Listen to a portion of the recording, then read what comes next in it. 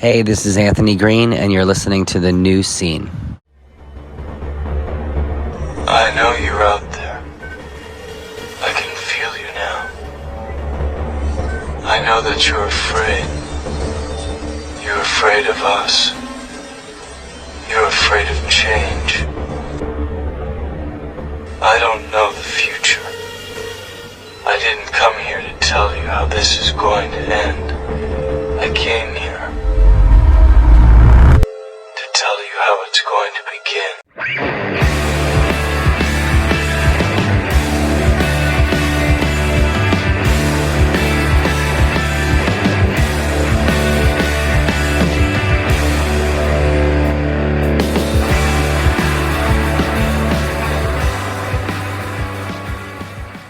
Hello, everybody, and welcome to The New Scene. Tommy, we've done it. The news is out that we have partnered with Iodine Recordings. Hopefully, you've seen the announcement by now. And we are now The New Scene Podcast. How do you feel about that, Tommy? I'm really excited. I'm really, and not like in a disingenuous way. Like, I'm really excited because I love all the bands on Iodine. So this is a really great kind of like partnership. Also, Casey does have a really good business acumen, so he can really help us out, kind of like fine tune things that we aren't really attuned to and things that we don't necessarily know about the industry. And I think it's going to be amazing. Yes, we're excited. It's been in the works for a while, and now the news is out. We're not going to go too deep on the details on this show because we have a special bonus show planned for Wednesday with Casey himself from Iodine Recordings, and we're going to dig into the story of how this all came about and what's going on and what to expect in the future. But I can tell you now, folks, the show will remain largely the same. We won't be taking anything away. We will only be adding things. So we're really excited for this, the next chapter of our show. This show is brought to you by ZipRecruiter. If you're looking for... Yes, if you're looking to advertise with us, please dial.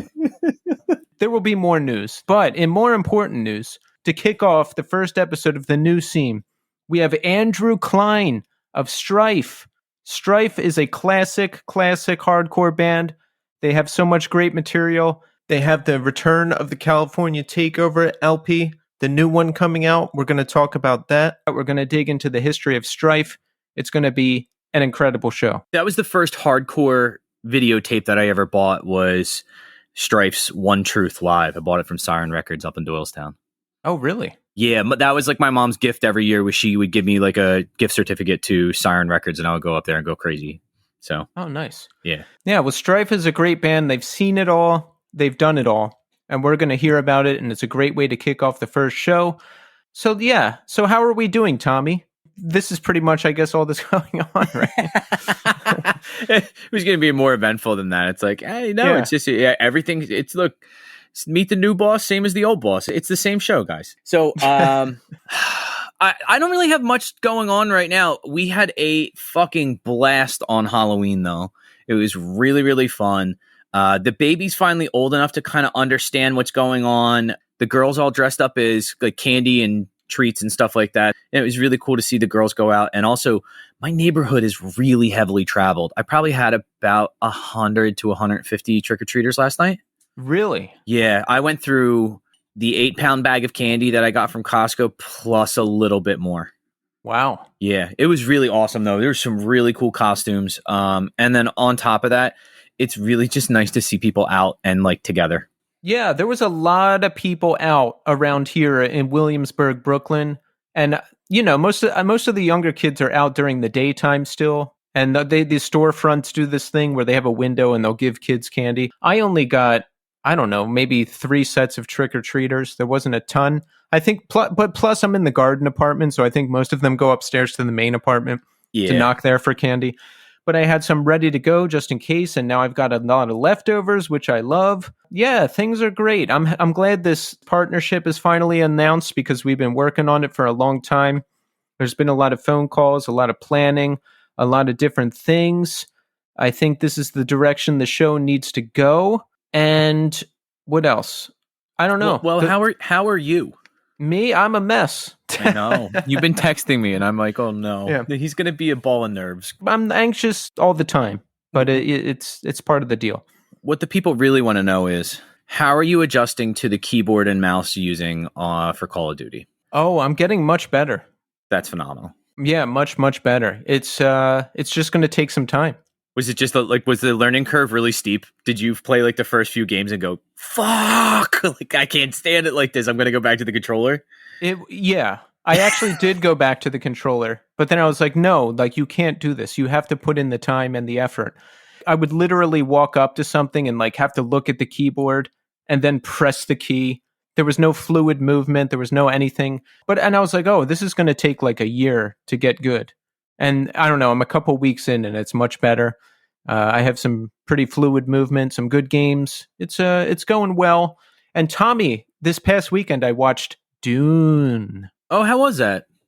You know, the internet has been blowing up with mentions and memes, and it's in a frenzy over this movie. I watched it, and it was a bit of a slow start. And don't worry, folks, there will be no spoilers in my description. It was a bit of a slow start. I don't know anything about Dune. My only knowledge of Dune is the sandworms called Shai Hulud, and I only know that because of the band Shai Hulud. Yeah. So I'm watching it, and I'm like, man, maybe I just don't like new movies anymore. Maybe I just can't have an attachment to anything. Maybe there's just too much CGI and I can't get into it. Maybe I'm not paying attention enough. You know, I don't pay attention nearly enough when I watch things because I watch at the computer, so I'm on the phone, I'm on the internet, I'm scatterbrained. But as the movie progressed, I got into it, and ultimately I would say it's very, very good. I recommend it, and I look forward to part 2, which will be coming out eventually. Oh, Get Out, really? Yeah, it was good. It was really, I got into it. I got into the characters.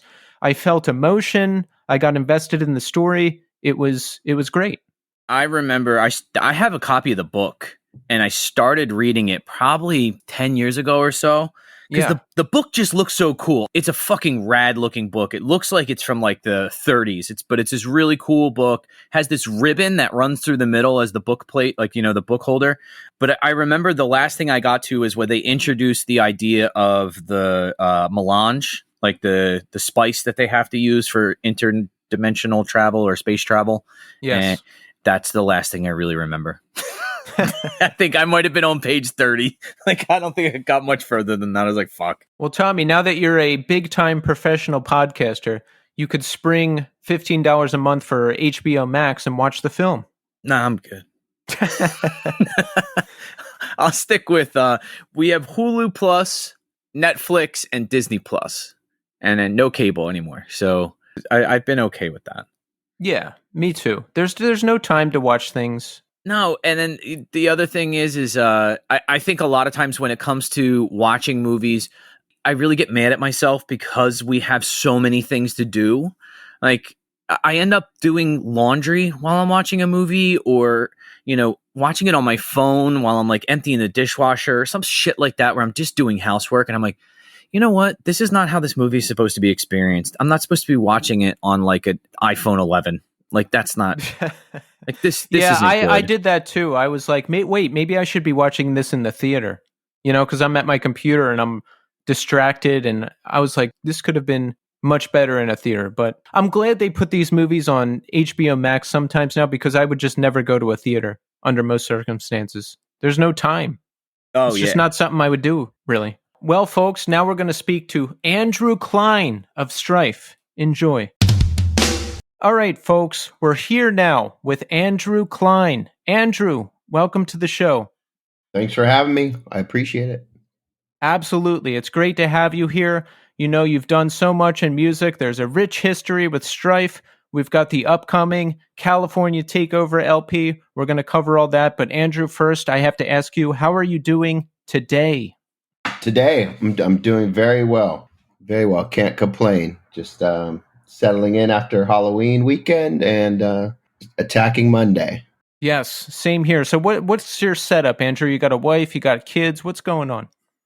No wife, no kids. I got a girlfriend and a French bulldog. Now that is the ideal setup. That is what I'm looking to recreate for myself. Yeah, pretty easy life. That's nice. So where are you living these days? I'm based the LA area. I'm in Studio City. So Andrew, let's get to know you a little bit. Tell us about where you grew up. I grew up in a city called Thousand Oaks. It's about 30 miles north of LA. It's Ventura County, very small suburb, probably about 12 miles to the beach. And we're kind of equal distance between Los Angeles and Santa Barbara. Oh, nice. So how was it there? Was it kind of your typical LA suburban area? Yeah, it's a small town, suburbia, a mall, a movie theater, some stores, Now, I would say the most famous landmark or city next to us, Calabasas is very close, made famous by the Kardashians and Kanye West and Travis Barker and a whole slew of celebrities that live there. I would say that's about a 5-minute drive from Thousand Oaks. Thousand Oaks borders a city called Westlake. Growing up, you'd have people like Heather Locklear living there, Pamela Anderson, Tommy Lee. So kind of like a weird little small town celebrity hotspot as well. It's a good place to raise a family, a little boring, but one of my favorite skateboarders of all time is from Thousand Oaks, Mikey Taylor. He skates for a bunch of different companies, but he always puts out videos from, I think it's called Borchardt. It's one of the skate parks. Borchardt Park. Yeah. He always films there, and it's really like, it's one of those things where it's just him cruising around having a good time. But he's kind of on his way out, but at the same time, he's one of those guys that I like his personality more than I like his skating. He just seems like a really nice, down-to-earth dude. Yeah. So like Thousand Oaks is a small town. So like as a kid, that's what you do, right? You'd skateboard, you'd start a band, because there was nothing else you could do. You'd probably get into trouble because you were bored, right? But skateboarding, I started skateboarding heavily, like starting 7th grade, and we'd skate all over town. We'd build mini ramps in our friends' backyards. We'd skate little ditches and bowls, and we'd find all the cool skate spots, the stairs and the handrails. And I was just going to ask, did you breach that era from like skating ramps to when street skating became really, really popular? Or what, like when you were skating, what years? I probably started in like 87. It was more street skating when I started. We'd skate to school and we'd grind the curbs, and it was just like, we saw the birth of the handrail, right? Like that didn't exist, and that happened right then. We saw that happen. We are learning that in real time, and tricks like the ollie impossible or whatever. That was like a new trick. There were some ramp skating, but more mini ramp than vert ramps. Andrew, I think we probably are in the exact same era of skateboarding, because like my first like 3 or 4 boards were like just tailboards, and then I think I got a Santa Monica Airlines one that had a nose on it, and I was like, what the hell, this is crazy. Like, this is the we best were shit. Really into Powell, right? Every kid is. But from there we got really into Alvas, like the Fred Smith Mini, right? Which did have a nose, but not like a modern board, right? So we were really into those, the Dogtown boards, and then it was like the blind board. Santa Monica Airlines was big. World Industries blind. That was like the progression. I remember going into high school, and there was a brand called Ghetto Wear. I don't know if you remember. It wasn't too popular. That was like the coveted shorts, right? If you can get the Ghetto Wear shorts and the blind jeans, like that was the fit. So I had the blind jeans in purple and green. With a chain wallet, and let me guess, you had Airwalks with the big stripe on the side, or Vans? Vans. We were Cali. We were into the Vans. As Beastie Boys, as Check Your Head came out, we were searching out the Puma and Adidas that you couldn't buy in stores really at that time. Is that how you discovered punk rock and hardcore, just being involved with skating? Absolutely.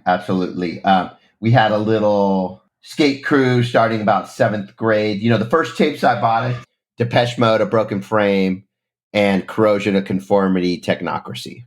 So like that was heavily influenced by like Thrasher magazine.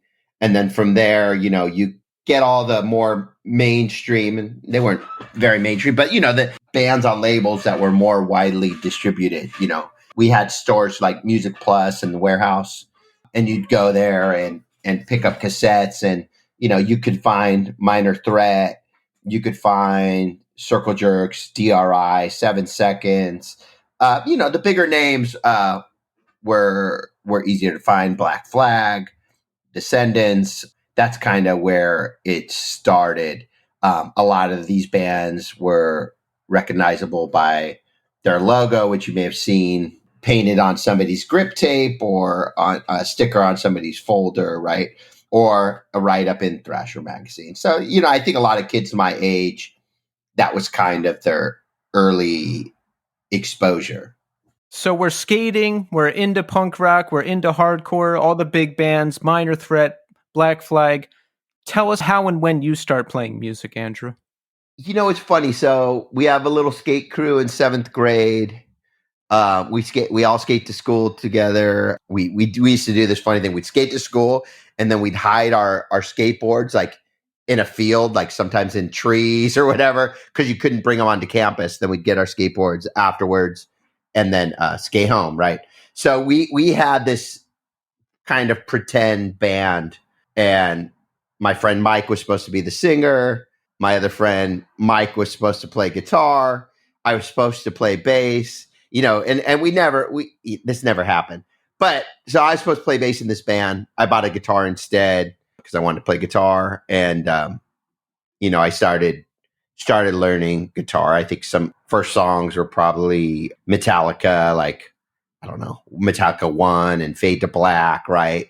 And then I remember probably 8th grade, I had a next door neighbor and he was an older punk dude. He played drums and he had this like insane record collection, punk, hardcore, like two-tone ska, reggae, right? So I would go to his house and I would borrow like 4 or 5 records at a time, bring them home, record them, like Agnostic Front, Victim in Pain, Negative Approach, LP. He had like Necros, The Freeze, like he had an awesome record collection. I got into like Operation Ivy from him, and he had everything. Bad Manners, whatever. So I'd borrow records. I would take them home. I would record them. And I remember a time I was bored at home one day with my guitar, and I had the first Bad Religion LP. And basically I was bored at home and I was like, oh, I'm going to learn how to play this. So eventually within the next day or two, I figured out how to play that entire record, right? Did someone show you a basic bar chord or tuning or whatever, or did you just kind of figure that stuff out? Okay, so I did. Early on, as a little kid, I played piano. I took piano lessons and played piano, could read music. And then from piano, I played the trumpet and again, could play music, read music. And, I was in marching band for a minute. So I think just that kind of training helped me learn to play by ear. I did take a few guitar lessons early on, which is where I learned to play like the Metallica songs. Like I had this, there was a place called Instrumental Music where I lived that a few other people that we know took lessons there too.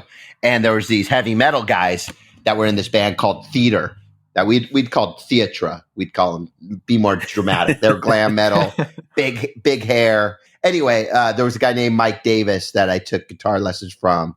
So I did take a few lessons with him. I want to say maybe the other guy that taught there, it's coming to me. I think he played guitar for like, Transformers' original theme song was like this heavy metal song. Yeah. Yeah. I think he might have played guitar on that.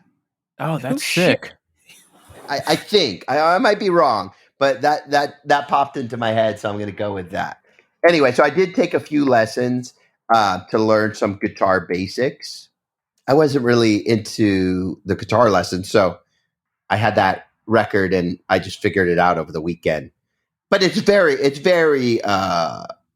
very basic record and with very simple songs. So as long as you could keep up with the faster playing, it's pretty easy. And I think it was one of those records where if you kind of figured out the first song, the second song was almost the same, like phrasing on the guitar neck, right? And you just kind of like played it backwards or something, you know what I mean? They were all kind of very similar.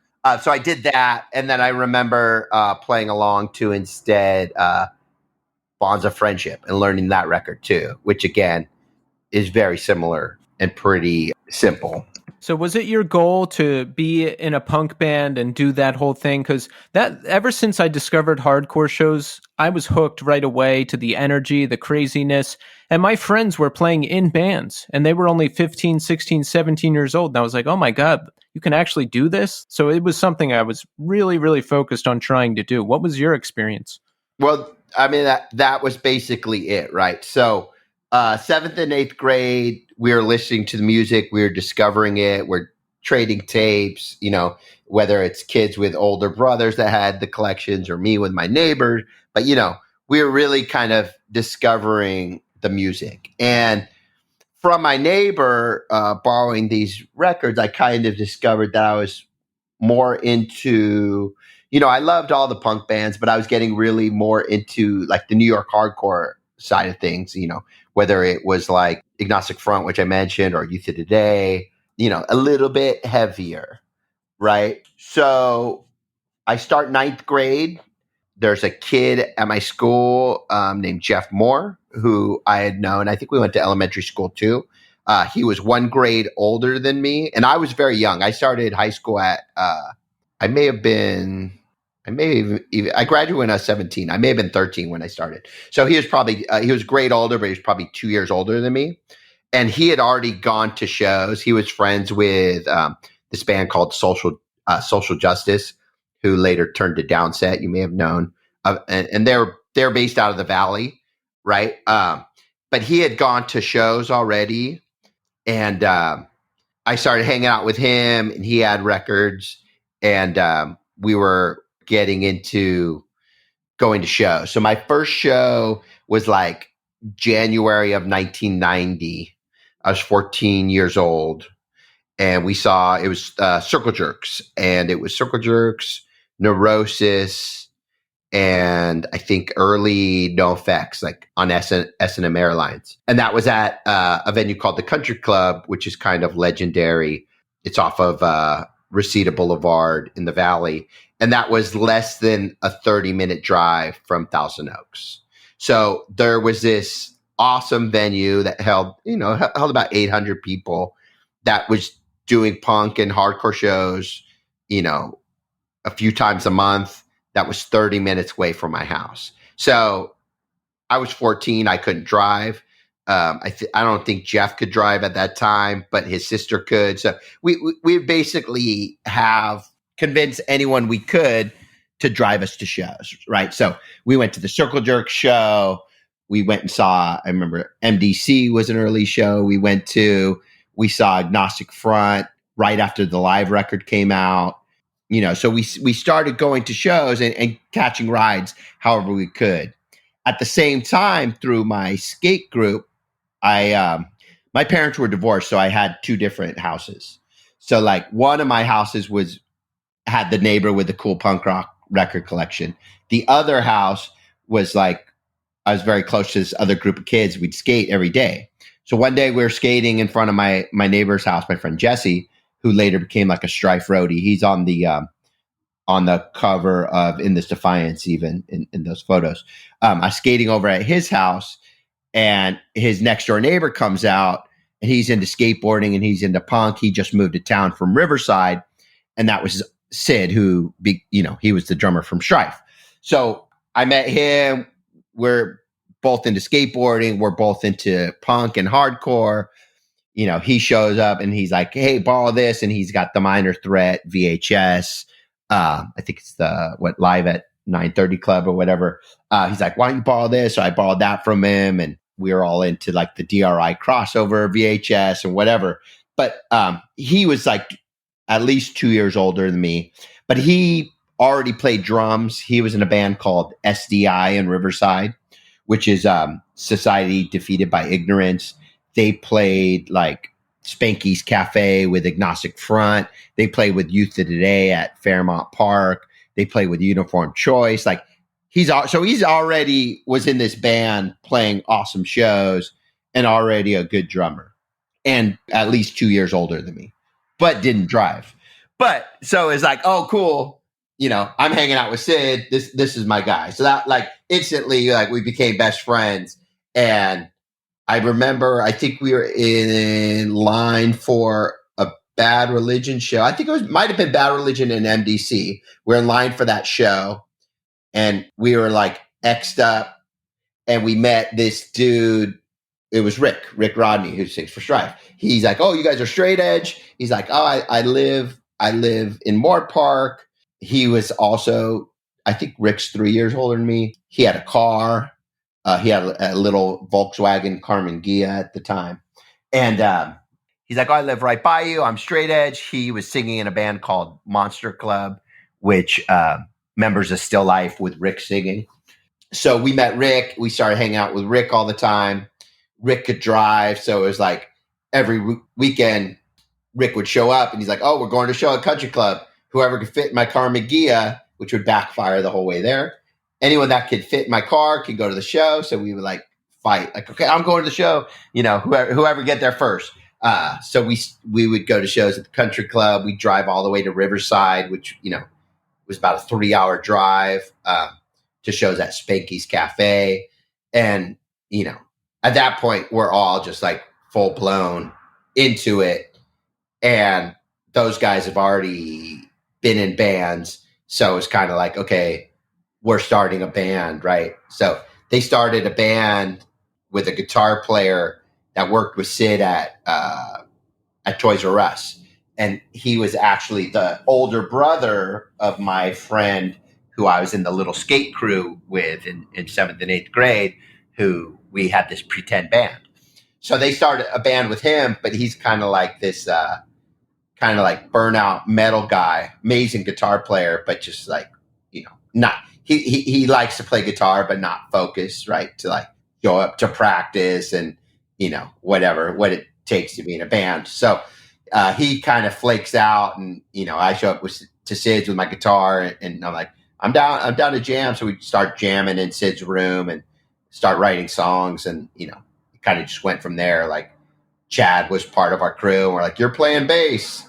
You know, I think he had a guitar at the time. We're like, you're playing bass. So he went and got a bass, and we went from there. But it was really like the energy was just us going to shows, seeing these bands, and wanting to be a part, right? So that's what we did. There was no band, like there was no really hardcore bands from Thousand Oaks. Like I said, Sid was in a band in Riverside that was 3 hours away.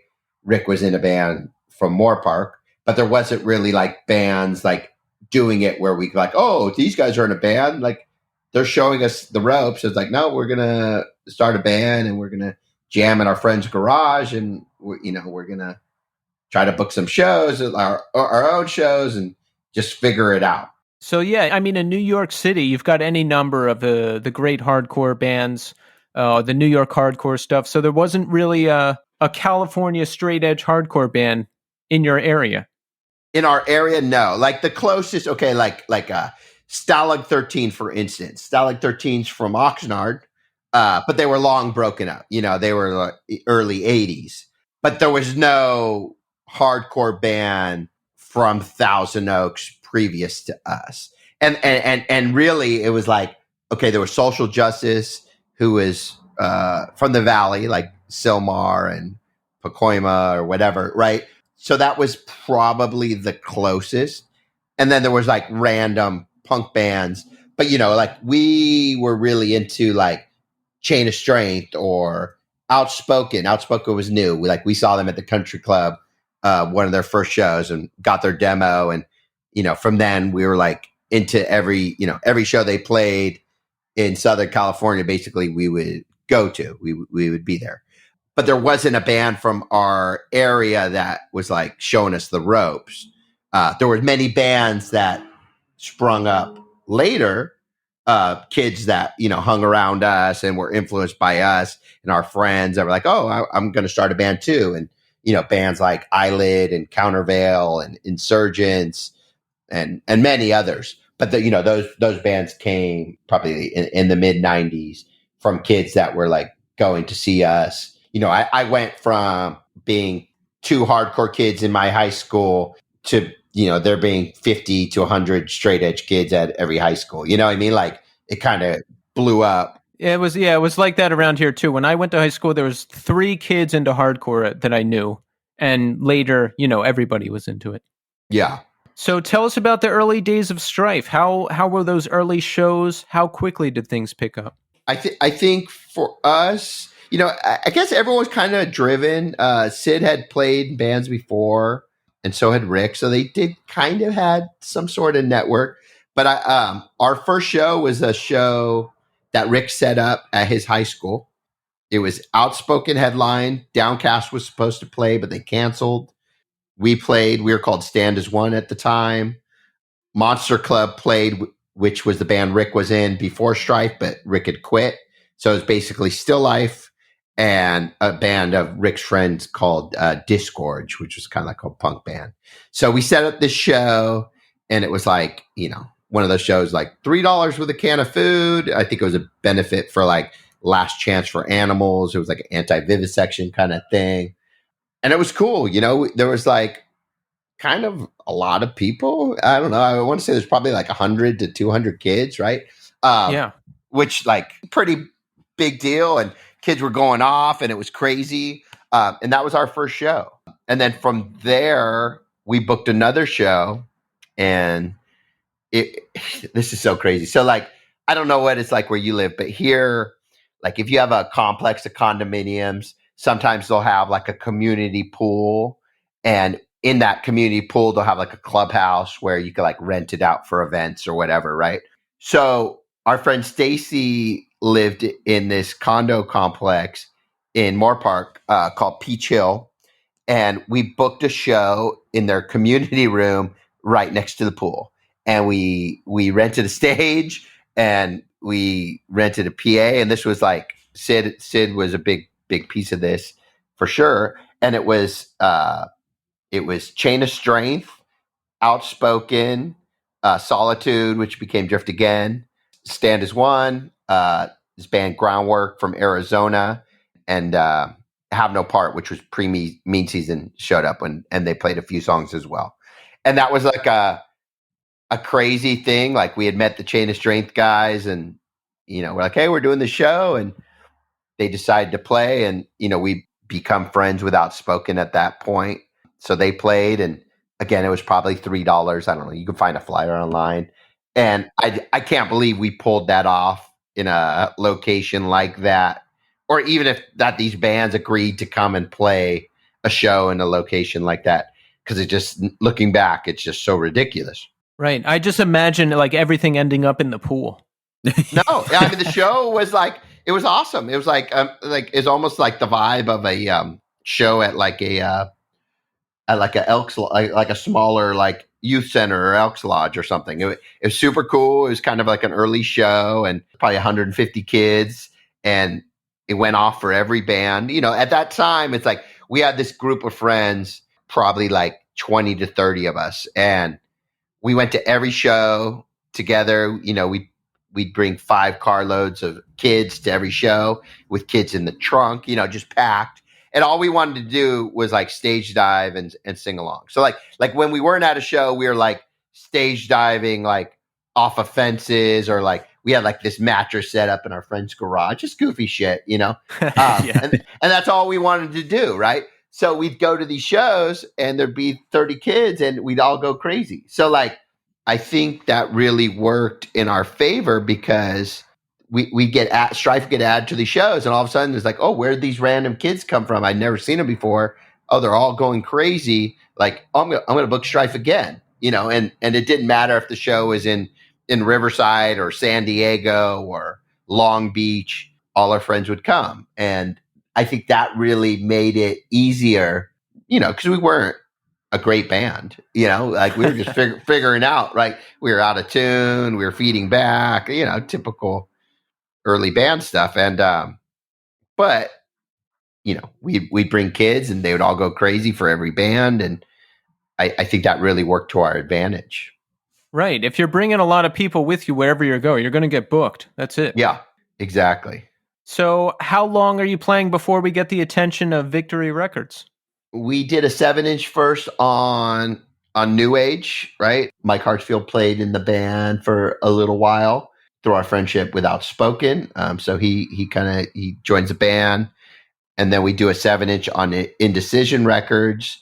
And then probably 1992, I get a phone call from Tony Victory, and he's working on new Only the Strong comp, Only the Strong 1993.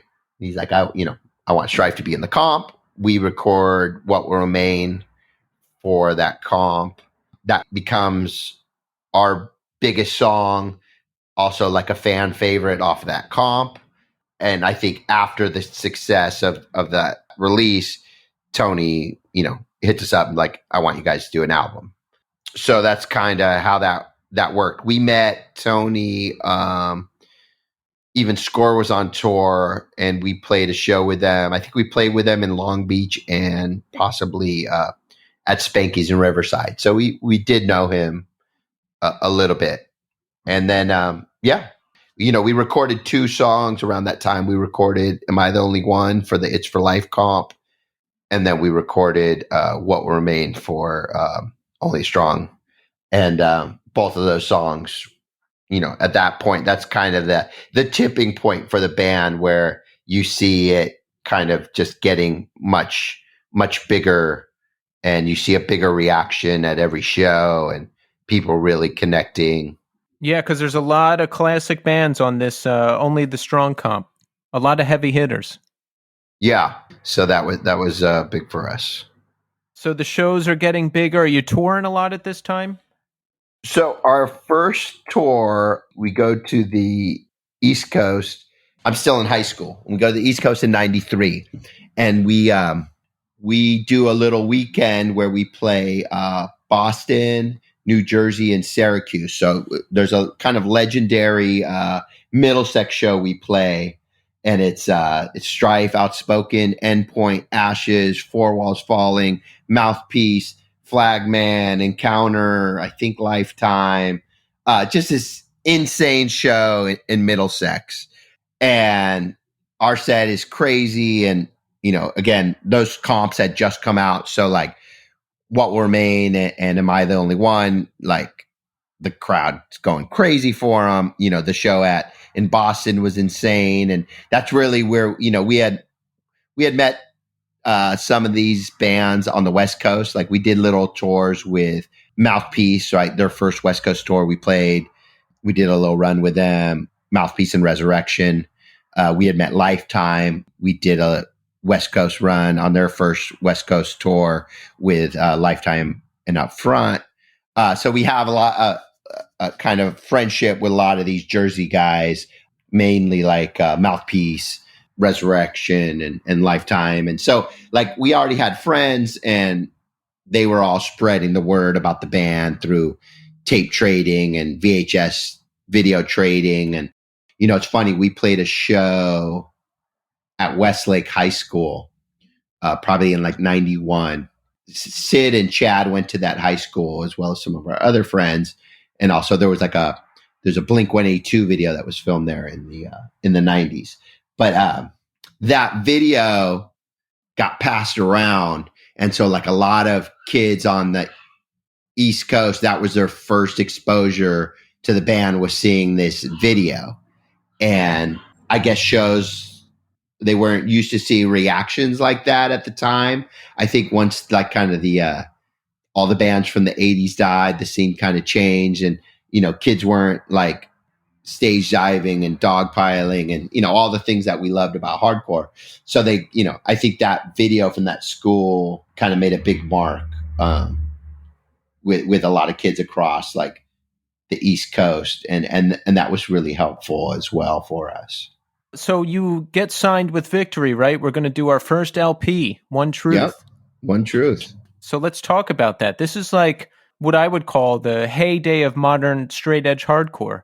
I mean, there's a lot of great bands out there. I imagine the shows are just absolutely crazy. Set the stage for us a little bit. Let's talk about that time. Yeah. So, I think we kind of figured out how to be in a band. We've made contacts all across the US and the world. We're touring, we're having successful shows, and, we decide we're going to write this LP. So Victory's going to put it out.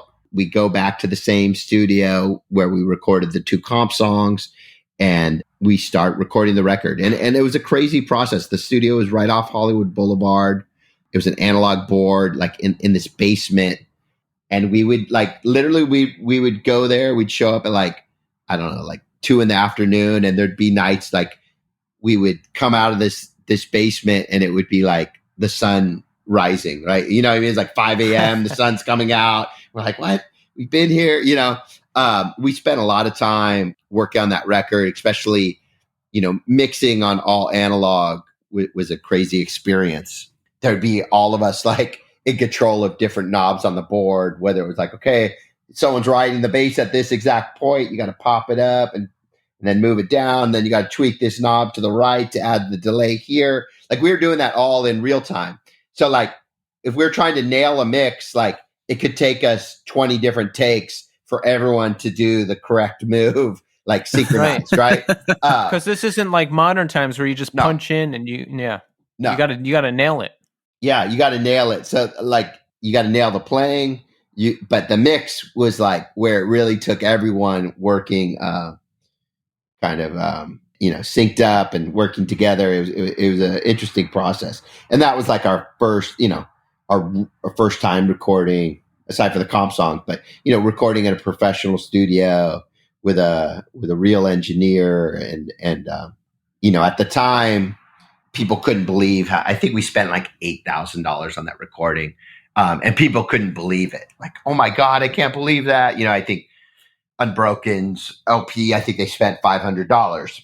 But I think that's kind of what set that record apart from a lot of those other releases that were coming out in the 90s was the production value. We wanted to stand next to, Bringing It Down and Best Wishes and Sick of It All's record. We wanted to stand up against our favorite records. And we brought those records in for references too, to show the engineer, this is what we're going for.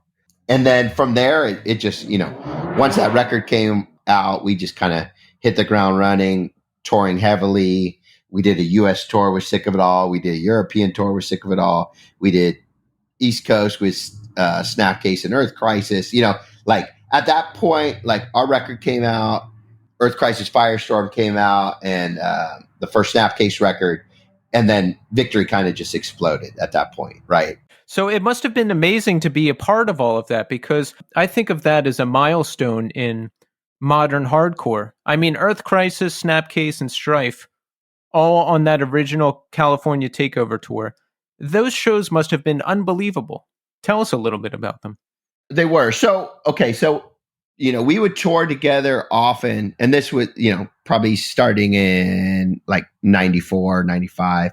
We would all tour together on the East Coast. We did Strife, Earth Crisis, Snapcase, and Lifetime in Josh Grabel's basement in New Jersey, the basement of his house. So at that time, it was oh, this is a show. It was a cool show, but it wasn't 1,000 people. You know what I mean? It was oh yeah, it's 3 bands, current bands that are, people playing together. It wasn't anything strange. I can't imagine that not being a 1,000-person show. Yeah. yeah. But so later on, the original California Takeover we did in 96. And that was basically, it got to a point where the 3 of us hadn't played together in a while. I don't know if we ever played all 3 of us together on the West Coast. We had the idea, and I think it was Sid's idea, hey, let's do this on the West Coast.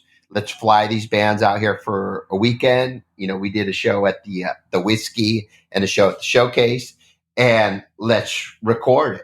So that was actually recorded by the same same producer who recorded One Truth and in This Defiance. He brought his whole board and everything to the whiskey, and it really captured the live show. It's like a being at a show in 1996. You can't recreate that. So it's really that moment in time, and we again, we did this just thinking, oh, this would be a cool thing, but like over time, a lot of people, again, it was pre-YouTube, right? So you couldn't go to YouTube and be like, oh, I'm going to watch a video of Strife. You couldn't do that. So like, if you weren't going to a show, you're not experiencing these bands live. So that this, aside from like a VHS, which we also did. I bought that. That was the first VHS I ever bought from a record store. I remember buying it being oh yeah. And this was the other thing, was that when I went to the record store that was near my house, it was probably about 20 minutes away. When I went in, there was a whole section that was just the Victory stuff. It was like all the Victory t-shirts, all like the Victory CDs, all the LPs, all the VHSs, all in one place. And that was like my big thing, is my mom would give me a gift certificate there for Christmas, and I would go up there and spend all my money.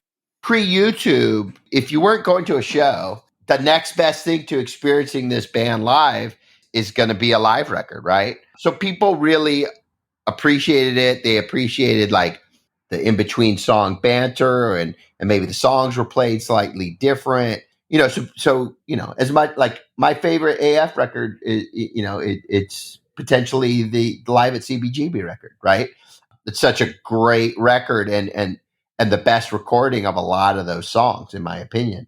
I love Victim in Pain. I'd say Victim in Pain's probably my favorite, but that's probably my second best AF record, right?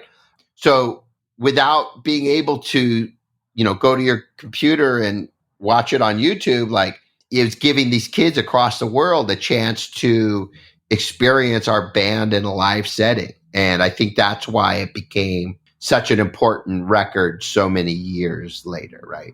Yeah, so things are picking up. Now for your second LP, In This Defiance. Now this was a big deal. We've got a lot of big guest stars on it. Chino Moreno from Deftones, Dino Cazares from Fear Factory, Igor Cavalera from Sepultura. I mean, you guys must have been on cloud nine recording this thing. We were. So we were fresh off a tour. We did the Roots tour with Sepultura in Europe. We played the actual last show Sepultura ever played with the original lineup at Brixton Academy.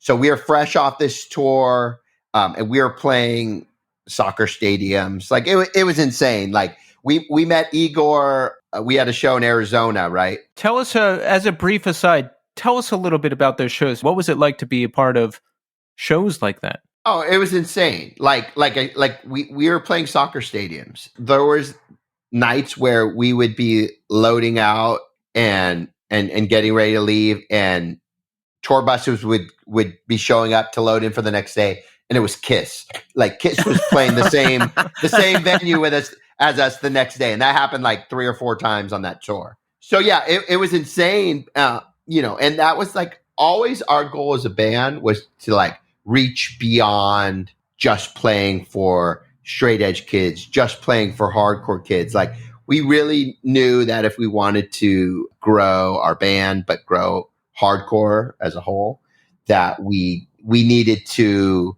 play to different audiences and gain new fans and introduce new kids to hardcore, right? So that was something we always did from the beginning. And doing these shows with Sepultura at their peak, right, where we'd play shows with 15,000 people or 20,000 people, it was amazing. It was amazing, and we forged a friendship with those guys that we still have to this day. Igor's one of my best friends. So Strife is playing a full soccer stadium. What is the crowd reaction like to that? It was insane. Like we played a show in Czech Republic. That day we went to a ceremony. Sepultura received a gold record for Roots. So it was a big press conference, and they received their gold record. And then we play this crazy stadium. I think that show was like 13,000 people. Or, it really just inspired us.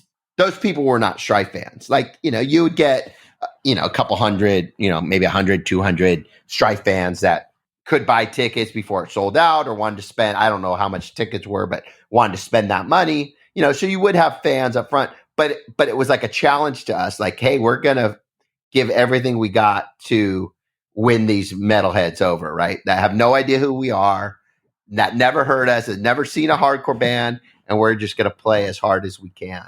And it was awesome. Like Igor would come out and play What Will Remain with us every single night, like twice as fast as than it was ever recorded. and we would come out and do drum parts with Sepultura, and Rick and I would do a Cro-Mags cover with them every night. Well, what did you cover from Cro-Mags? We got to know the obvious choice. It's actually on. There's a live record from Sepultura's last show at the Brixton Academy.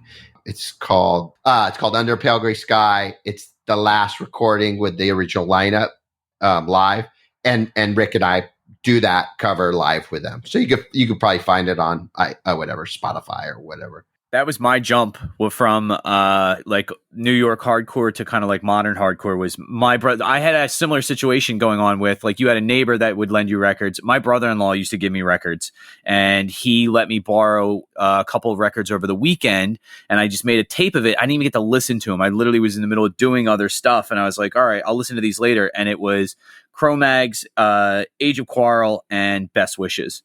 And I was like, this is amazing. This is like metal mixed with punk. I don't know what this is, but I fucking love it.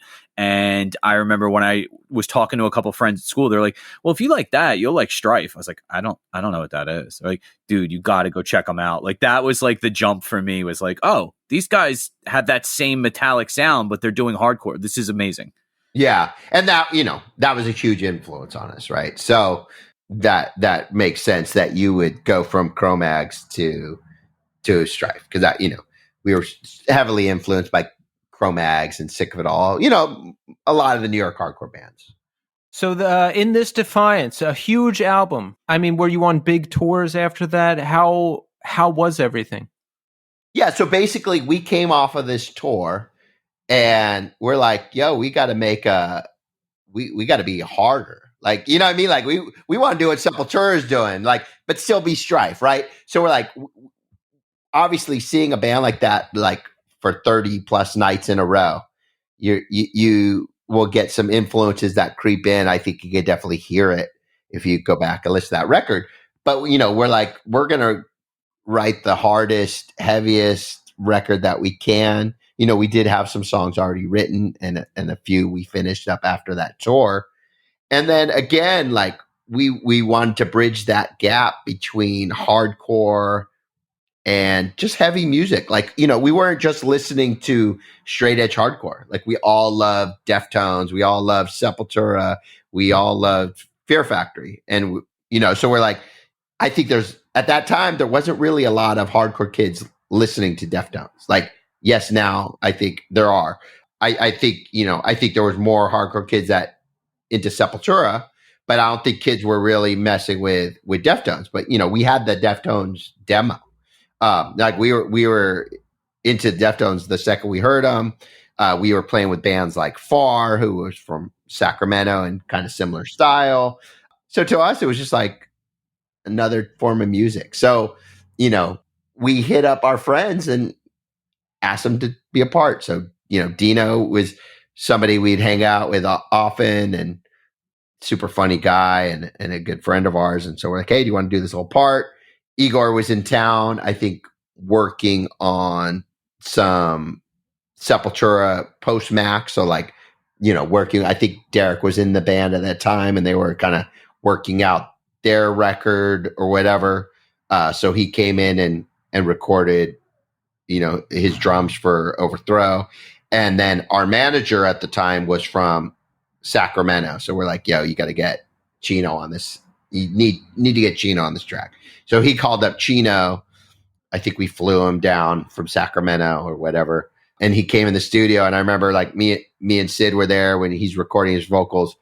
And we're just like freaking out just because he sounded so awesome. He sounded exactly what we wanted him to sound like. We kind of gave him an idea and he just did his thing. And we're like, he's recording, we're like high-fiving each other, just like super stoked, like we can't believe it. But this was Deftones on their first record too. So they're not like the giant band they are now. But yeah, so we do that. And the cool thing is, like, I've run into Chino in the last, 10 years or whatever. And, I'll talk to him and he's like, dude, it's so cool. We did that song so many years ago. He's like, I still get kids coming up to me, giving me props for working with you guys back then, doing that song with you. So it's really cool. I think he was into some hardcore bands, but I wouldn't say he was a hardcore kid, right? There were bands like Will Haven that Deftones would play with very often, and Will Haven would play with Strife or Far or whatever. There was crossover, but it wasn't like asking Carl from Earth Crisis to sing on a Earth Crisis record, right? I think it's cool. I think, I think it helped obviously expose us to their fans, but I think it really helped expose their bands to hardcore fans as well. Yeah, because you're right. Hardcore kids didn't really start listening to Deftones until White Pony, I'd say. So this was earlier. Yeah. So In This Defiance is out, right? We're playing. And Yep. Now you have your initial breakup sometime around 1998. Now, what happened? I think the reality of it is we had this weird little deal. We had to play, like, I don't know. We were just touring too much. And I think we were just getting on each other's nerves, right? I know that summer we had like a month-long tour lined up. It was like Hatebreed, and I think it was Hatebreed and Earth Crisis. And then immediately after that, we had a full Warped Tour.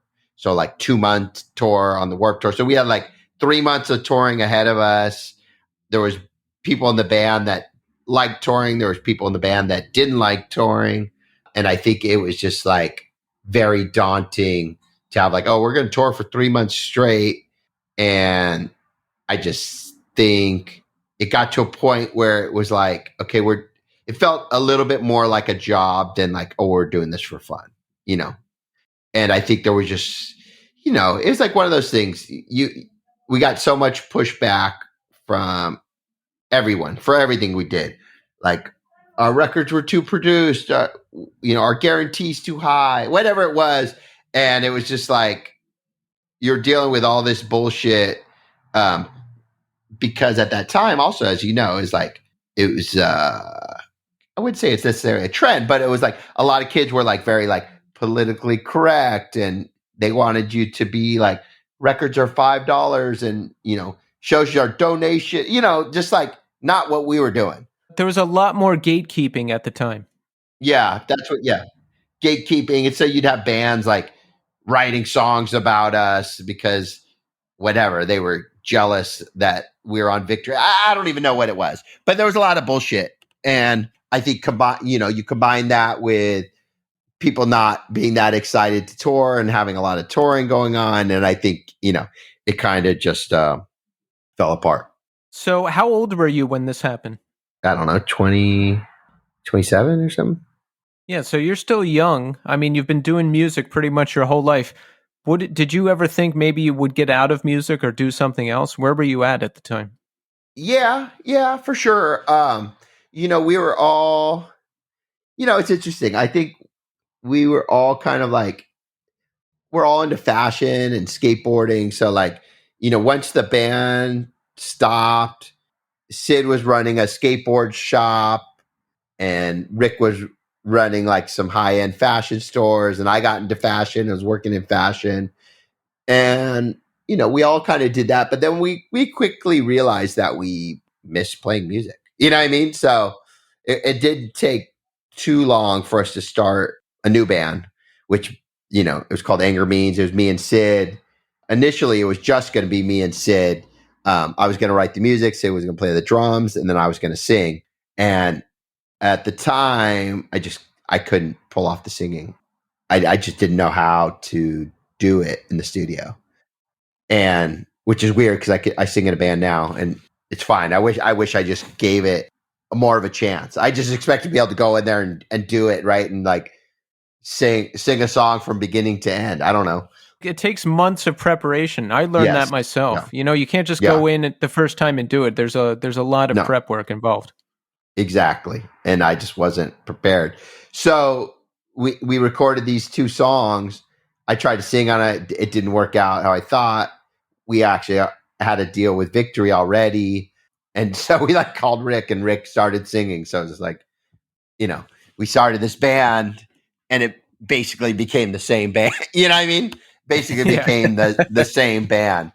We played some shows, and we wrote songs, but we had Franklin from Shelter playing bass, and I think our friend Tom playing second guitar, and then Franklin moved and Chad came back in. So eventually it just became the same band. So we're like, okay, it's all the same people. We should just do Strife. So at that point, we did it back to Strife. We recorded the Anger Means record and toured on that. Right. And you guys have been playing on and off ever since then, right? Yeah, pretty much. So let's talk about the new record that we've got coming out. The Return of the California Takeover live LP is coming out November 19th on War Records. And that's your label, right, Andrew? That's my label. So basically, over the past 10 years, Strife, Earth Crisis, and Snapcase, we always get offered to try to do these California Takeover shows at festivals or whatever. And for whatever reason, it just never worked out. And in 2019, I was in Europe with Strife, and Scott from Earth Crisis hit me up, and he's like, hey, we're trying to do the California Takeover again. You guys down? So my guys could do it. And so we booked 2 shows. We booked San Francisco and we booked LA. And, that was the first time. I would say that was probably the first time we all 3 bands played together since the last California Takeover recording in 96, I would imagine. So we played 2 amazing sold out shows. Some of these would be less than a month later, the world was in lockdown. And so these were the last show for many, many people. It was the last show they saw, for a year and a half. And so we announced these shows. And then our good friend, Aaron Bruno, he's in a band called AWOL Nation, very big rock band. He hit us up and said, he wanted to record and produce the show. He's like, let's do a new California Takeover. I want to record it. I think I could do it better and do it awesome. And so we agreed to do that. And him and his engineer buddy, Eric Stenman, came out and we recorded it. And now it's coming out in November. So we're super excited. I think it's a really fun project. I'm excited to have it on my label and to be working with, such awesome bands like Snapcase and Earth Crisis and doing something like this on my label. So it's really cool. And I think people should really dig it. Yeah. I mean, it's an all-star lineup, classic bands. And I love that we're returning to this thing for the first time since 1996. What was it like to play those shows again after all these years and see everybody? I mean, what kind of feelings did you feel? Did you have all kinds of memories come flooding back? Yeah, of course. We've all stayed somewhat in contact over the years. Definitely me more than other people in my band, right? But we would play shows with Earth Crisis, or we'd be on a festival together. Or I'd talk to Scott or see one of those guys, or my other band played with Snapcase when last time they came to LA. So I've been in touch with these guys, but I think it was really awesome. Not only the show sold out super fast, which, shows that there was a demand for it, right? And kids were excited, and that felt really good. But the shows were just perfect. No fights, a great energy from the crowd, and a great feeling. And, it was the perfect, we couldn't have asked for better shows. We couldn't have asked for better shows. And it was just so cool to hang out with our old friends that we played so many shows with over the years. And so it was great. And then to document that again and have a new record, I think is just the icing on the cake, right? Produced by an old friend of ours, Aaron, whose original band Insurgents played one of the original California Takeover shows as well. So it kind of just, it all makes sense. Yeah, it's awesome. And folks, make sure you pick it up. November 19th, it's coming out on War Records. So how long have you been doing the label, Andrew? I want to say maybe about 8 years. It's been a while. This is like, I think the return of the California Takeover might be, I should know, but I think it's like release number 28 or 29 on the label. Tell us about starting and running the label. How many people are involved? How do you get it started? So my whole life, I always wanted to own my own record label, something I always wanted to do and just never did. And after we recorded the Witness a Rebirth record in 2012, I did so much for that record. Like I coordinated the recording. We recorded that in Brazil, actually, with Igor from Sepultura on drums. So we flew to Brazil, me and Nick Jett, who produced it, and we recorded all the drum tracks. Then we came back and recorded everything else here. But, I was so involved in the recording process and creating all the promotion from, we did like studio videos that my friend in Brazil filmed for us. And then we did music videos. And so like after that, I was like, I basically did everything for the record. I was like, I don't know why I gave it to a label to put out, because I know I could do this, right? So there was a few tracks left over from that session. So I was like, I'm going to release this as a 12-inch. That was War Records #1. It was a Strife Incision record. And, basically it just, that was the first release, and it just kind of grew from there. War Records is basically just me running it. But I do have a lot of friends that help along the way, amazing graphic designers. Lennis Garces does a lot of art for the label and releases. Jeremy Dean does a lot of art for my releases. My friend Dave, who runs Indecision Records, is always helpful whenever I have questions about pressing or whatnot. He set me up with the first pressing plant I used, who's now closed. We're distributed through Revelation, so they're very helpful. And yeah, it's like, it's a one-man operation. I got a network of friends who help me out when I need it, and that's it. But it's been cool, and I put out some really great records from some really great bands, and I've got the new California Takeover record coming out. I got a Berthold City LP, Bent Blue LP, Fixation LP. So I've got a lot of releases lined up through 2022. That sounds great. So what is Strife up to these days? You got more music planned? You got more tours planned? What's going on? We started working on a new record. I'm not really sure when we will finish it. It's been a little tricky with the pandemic and people with kids and kind of scheduling that. The next thing we do have on the books is we are doing an East Coast edition of the California Takeover shows in May. Right. Now, that was supposed to happen, I think, this year, but it got pushed back due to COVID, right? Yeah, it's supposed to be early October. And yeah, just people were not really comfortable with playing shows at that scale yet. Understandable. There's 3 bands, and so that's 15 people plus crew. It's like we got to get everybody on the same page where everybody feels comfortable and agrees. Plus, it's a hardcore show. There's crowd surfing.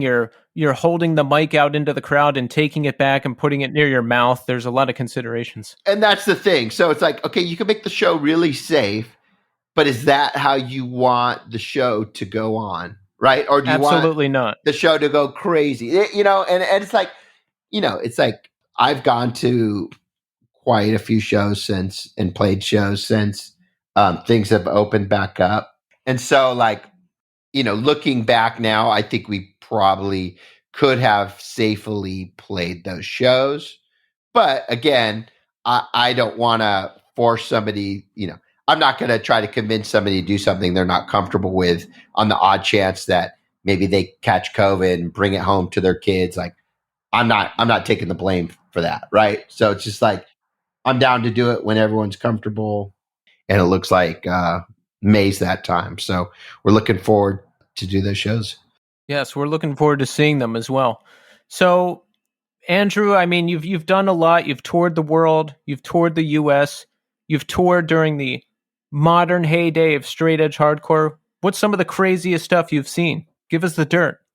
Well, you have the Strife DVD, or VHS or whatever. Oh yeah. So there was an incident in Chicago where we were chased by at gunpoint by a cab driver through the streets of Chicago, and you kind of get an idea what's going on in the video, but you kind of don't because everyone was ducking because we were scared of getting shot.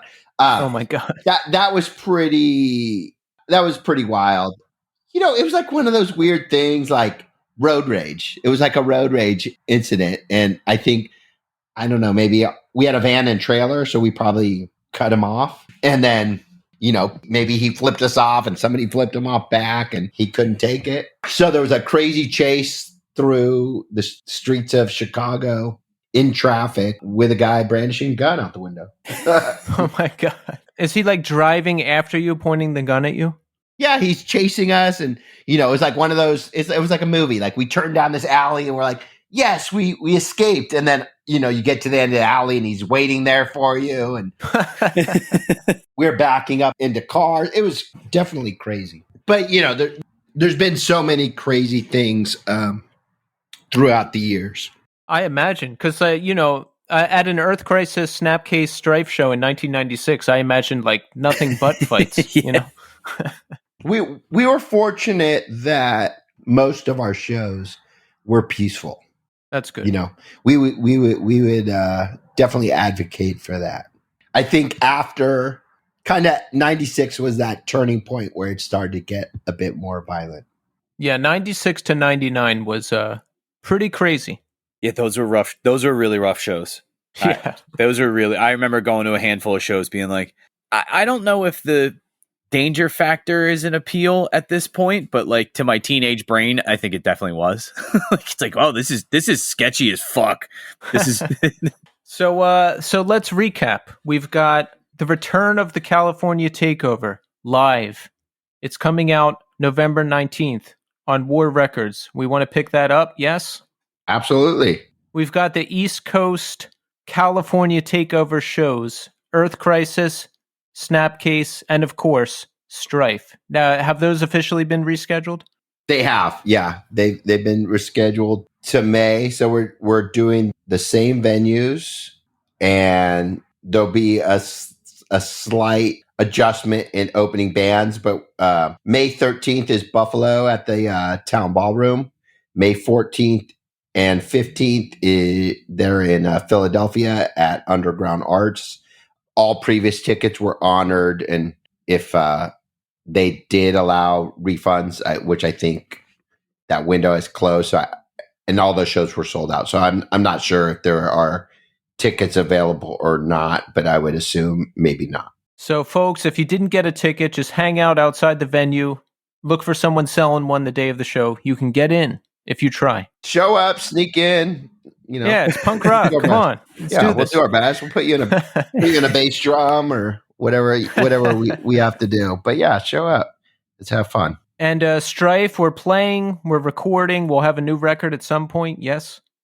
I'm hoping. Yeah, we started working on a new record, so we just need to finish it. So we'll put that in the goals for 2022. I got a band that I sing in called Berthold City. Also on War Records. We got 2 7-inches out, but we'll have a new album out early 2022. So keep an eye out for that. Andrew, we just want to thank you for coming on the show and taking the time to speak with us. You've created so much great music over the years that we love, and you've done a lot. And we just want to say we appreciate you. Awesome. I appreciate the interview, guys. Thank you so much for your time, Andrew. You were excellent. Thank you. Awesome. Thanks, guys. Appreciate it.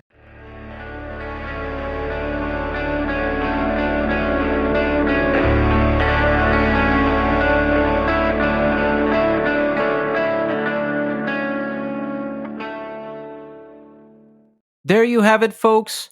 Andrew Kline. Excellent conversation. He's done so much. He's doing so much. And yeah, Tommy, reading about the history of Strife, he mentioned that they were trying to do something different and they were trying to reach broader audiences.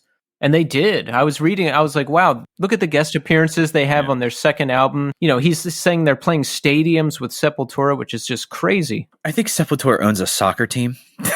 I think they're like Iron Maiden. They just like, they have all these other kind of like irons in the fire at the same time. Like they're massive. Yeah. Gigantic. And Andrew had a lot of good stories. And Tommy, this was a great way to kick off the first episode of the new scene. I love it. I'm excited. We have some really great guests coming up. And like I said before, with having Casey as kind of a sounding board and someone that can really help us kind of grow this, it's like, it's just an incredible opportunity for all of us. It's really good. I'm so excited. We're really excited, and we're excited to have you with us on this journey. But folks, we're saving all the fanfare for our bonus episode, and that's dropping Wednesday morning at 9 a.m. So check that out. Well, thank you again, Andrew, for helping us kick off the fun. And folks, there was a startling revelation while the mics were off and we were preparing. Tommy's Christmas gift for his wife came today. Yeah. And he said he got her an Apple Watch. And I was like, great. And he's like, oh, I have to test it to see if it's broken. You know, I want to make sure it works right. And Tommy, tell the people where you got this. I bought it from eBay. And what condition is it in? Well, according to the seller, in very good condition. And I would agree with them. There's no major scratches, dings, or dents. It connected. What Tommy is saying is that he bought his wife a used Apple Watch from eBay for Christmas. I have to tell her not to listen to this episode. Tommy, why don't you love your wife? I love my wife, but I love money too. I love saving money. There's something, and there's a real... I think this is a sickness because we dug into it, and Tommy doesn't buy anything new. Oh no. And I think that's a little messed up. We went through this with the show, Tommy. Early in the show, I told Tommy to get a professional mic, and he bought a janky one from eBay that didn't work. Then he bought it from some specialty shop because he could save $2. And I finally had to have an intervention with him. And I was like, Tommy, for the love of God, buy the microphone from this link, from this legitimate retailer. Ugh. So let's dig into this a little bit, Tommy. What happened? What happened when you were young? I don't know. I guess, there was especially after my father had passed away, there wasn't a lot of money around. So I've always been extraordinarily cautious with money. So it's one of those things now that I look as, and this is kind of weird to say it, I get really excited. Like there's the thrill of getting a good deal. Like that gets me amped up when I see. So you're a thrill seeker in terms of saving money. Yeah. So this is an addiction. So you were traumatized by the passing of your father and the lack of funds, and you are coping with this undealt with trauma by chasing deals. But I don't hide it. There's no hiding this. If there's anything that doesn't fall into that column of addictive behavior, I don't try to hide it. I am actually boastfully proud of what I fucking do. Would you say that you are constantly thinking of ways that you can save money?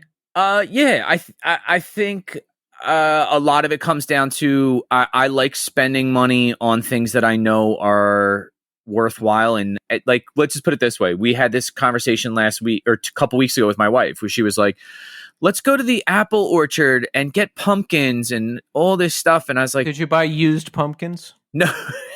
Do they make used ones? How do you use it? They did. You would know about it. I was going to say, I was like, but here's the thing. You go to these places, right? You stand in line to get on the hayride. You get on the hayride to go stand in line to get a pumpkin. You get a pumpkin, you stand in line to pay for the fucking thing. And on the way there, the kids are like, I want a candy apple. And it's like, bro, these are 3 for $5 at the fucking supermarket. And I'm going to pay $8 a piece here. This is fucking stupid. And all the time we're wearing fall clothes and sweating so my wife can take one picture. It's stupid. I don't want to fucking do it. So I'm like, I made the case. You're dropping a lot of F-bombs, and now you really do hate spending money, don't you? I made this is how I convinced my wife. I made the case to my daughters. I was like, look, we can either go to this place. It's 20 minutes away.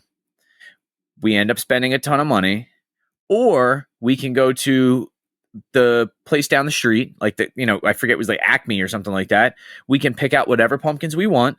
And for the same amount of money, we can get apple cider and donuts and candy apples. And we can also have money left over to get ice cream tonight. And they were like, yeah, ice cream one. I was like, yeah, exactly. See? So you're an annoying parent. Oh, 100%. Yeah, because like that sounds lame. Like I want to go to the pumpkin patch and get a pumpkin. I don't. It's not. You're like, that meme where it's like, the kid is like, "Can we get X?" And then the mom's like, "We have X at home," and it's like something really shitty. Oh yeah. You're that parent, aren't you? Yeah, they ordered their pumpkins from Wish.com. It's the shitty version of whatever you thought you were going to get. Oh, Tommy, we're gonna have to have a long talk when the mics go off. You got to splurge every once in a while, especially for your wife. No, I was listing out stuff that I purchased on eBay, and Keith was like, what? Like, Taylor, J. Crew men's button-up shirt, $8. This is a sickness, Tommy. J. Crew long-sleeve men plaid button-down, $3. Men's Nike Vapor Max, $71. So this is what our show has become? You just listing cheap things you bought? Yeah, but look, dude, this stuff is killer. It's like people buy it, they fuck it up in terms of the returns, and then they're like, look, I got this fucking thing sitting at my house. I can't get rid of it. I already pulled the tags off it. Or sometimes I buy stuff, it still has the tag. 2 of those J. Crew shirts had the tags on them. Take them home and wash them. It's like same as buying it from the thrift store, except, I have to wait for it in the mail. I don't know about you, Tommy.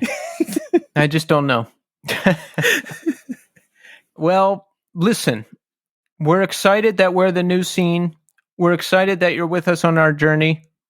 And we're excited that we spoke to Andrew Kline from Strife. And even though Tommy might be cutting corners in every other part of his life, we can guarantee that there will be no cutting corners with the new scene. What do you think about that? I think the new podcast should come from eBay. It should half price. If Tommy got his hands on this show, we'd be recording on $3 microphones and everything would be broken. Oh, I would just yell at just do it on your voice memo. Just be. Yeah. The show, it would sound like the first 4 episodes, basically. That's it. That's all we got. Key takeaways. I'm a cheapskate. New scene is awesome. Strife is awesome. There you go. That's all you need. So check in with us again Wednesday, folks. We're going to be back on the air with Casey Iodine, and we're going to dig a little bit into the new scene and how it all came about. I'm going to make him say nice stuff about us, like why he chose us. Oh, yeah. I want some compliments. Yeah. I'm going to be fishing for that for sure. That's all I would. It's like when somebody says something nice about you, you're like, yeah, just say more of that. Just keep coming with that. Well, that's it. Thanks everybody for listening, and until next time.